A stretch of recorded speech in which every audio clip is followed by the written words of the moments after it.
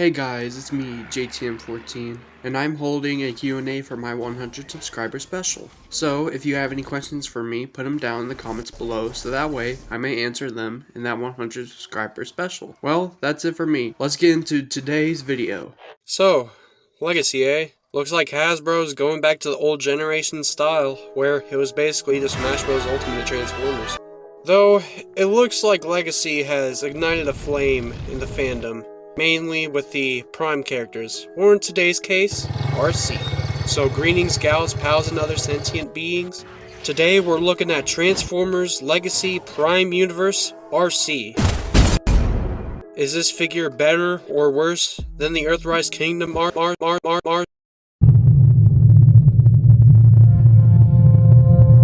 Well, let's find out. Let's start off with the looks, and she looks great. I mean, she obviously looks almost nothing like her on-screen counterpart, but this is supposed to be more of a G1 style Prime Arcee, which is the whole thing for Legacee, to make everything G1. The best example of this is her head, where they taken some liberties but have still given her those pink crests on her face. However, they did give her a nose, which she didn't have on her Prime model. She also has light piping, but I don't care. Light piping never appealed to me anyways. Like most of the deluxe Arcee Prime toys, she has the front of the bike hanging off her back, though you can put this into multiple configurations or simply take it off. It might appeal to some people out there, but I'm just gonna keep it on. Also, nothing tabs in back here, which can become quite an annoyance. What also doesn't tab in is the wheels on the sides for legs. Personally, I'm fine with it. It also indicates that Hasbro might have more intentions with this mold other than Road Rocket. Other than the backpack falling off at times, this figure feels alright. Overall, with decent joints, but with that previously mentioned backpack being an annoyance, I'm gonna bring it down by a few points. Speaking of joints, how about we look at her accessories? She comes with her wheel, which can split open to reveal what look like turbines, and an energon top, which can split in half and become her arm blades. I'm not a big fan of these weapons. They're just so boring.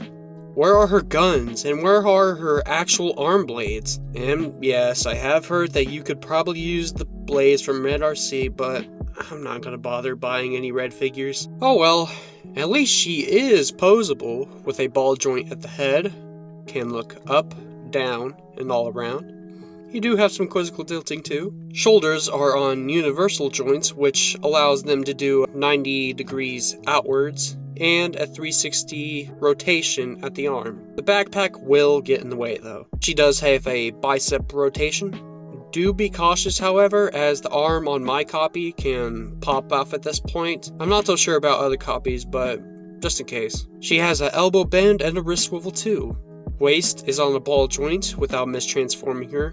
You can get a little bit of crunch and some arching at the back. Her legs are also on universal joints, just like her arms. However, they go out just shy of a 90. Though the forward and backward movement is quite good. These luxurious thighs can swivel. She could bend 90 at her knee. Wish she had more range, but whatever. Ankles have the standard pivot, however, she has toe articulation which can go slightly up and can fold in on itself for transformation. You can get some alright poses out of her. Again, I wish she had more range on some of the joints, but her size, though, seems very fitting. Here she is next to Siege Megatron, Earthrise Optimus Prime, Beast Hunter Deluxe Arcee, in case you're wondering how she scales next to the old Deluxe, and the Transformers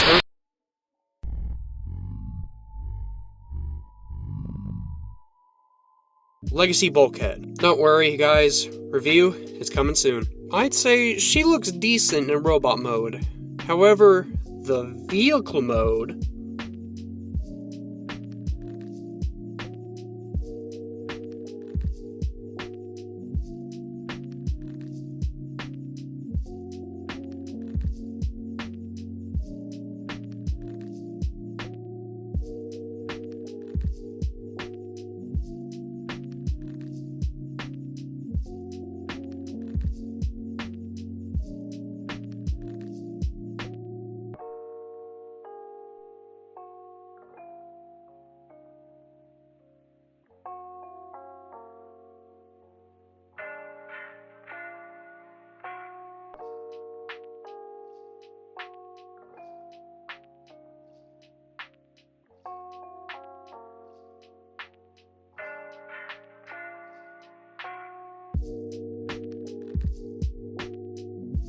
I feel like looks just a bit better.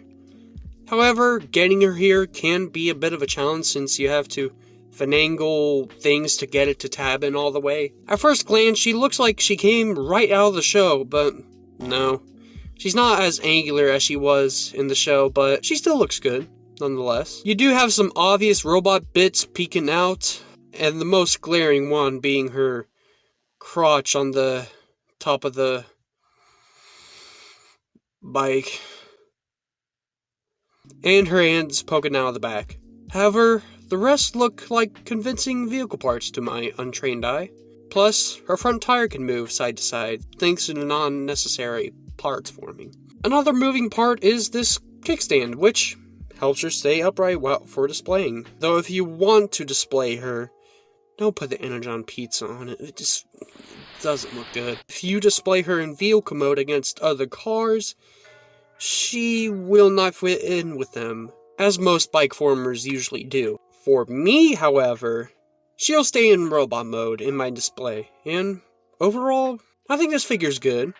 She can go into the Autobot tier with my new grading system. I think this marks a new era for non-beastie fembots, where they can look good in both modes and not have an atrocious backpack, unlike she who shall not be named. Elita 1 looks amazing, and hopefully fembots will get better and better with their kibble management. Well, that's all from me, guys. This is JTM14, signing and rolling out.